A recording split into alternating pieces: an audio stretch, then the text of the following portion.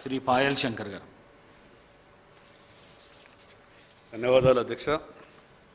ముఖ్యమంత్రి గారు ప్రవేశపెట్టినటువంటి తీర్మానాన్ని బలపరుస్తూ సహచర శాసనసభ్యురాలిగా మేము శాసనసభలో అడుగుపెట్టినటువంటి కొత్తలో మొదటి సమావేశంలోనే తను మాట్లాడినటువంటి మాటలు, ఆమె ఆప్యాయంగా పలకరించినటువంటి పలుకులు ఇప్పటికి కూడా గుర్తొస్తూ ఉన్నాయి.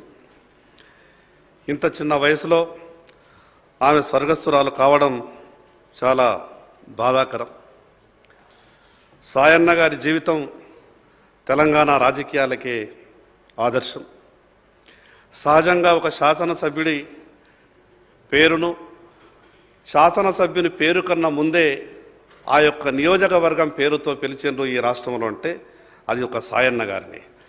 సాయన్న గారి కన్నా ముందు ఎవరైనా కూడా కంటోన్మెంట్ సాయన్న గారు అంటుండే. అది చాలా తక్కువ మందికి అటువంటి అవకాశాలు వస్తాయి.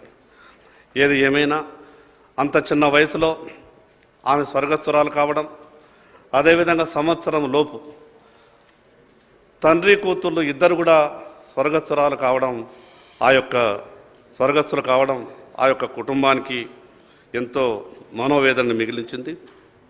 ఈ సందర్భంగా ప్రభుత్వానికి విజ్ఞప్తి చేస్తూ ఉన్నాం. సాయన్న గారు కానీ, అదేవిధంగా లాస్య నందిత గారు కానీ ఆ నియోజకవర్గంలో అనుకున్నటువంటి ఏవైనా పెండింగ్లో ఉన్నటువంటి సమస్యలు కానీ రాజకీయ భేషజాలన్నింటినీ కూడా పక్కకు పెట్టి ఆ యొక్క నియోజకవర్గంలో ఉన్నటువంటి పెండింగ్ సమస్యలన్నింటినీ కూడా పరిష్కరించే ప్రయత్నం చేస్తే సభ ఘనంగా నివాళులు అర్పించడం వల్లమవుతామని తెలియజేస్తూ ఈ అవకాశం ఇచ్చినటువంటి మీకు మరొకసారి ధన్యవాదాలు తెలియజేస్తూ ముగిస్తున్నాను.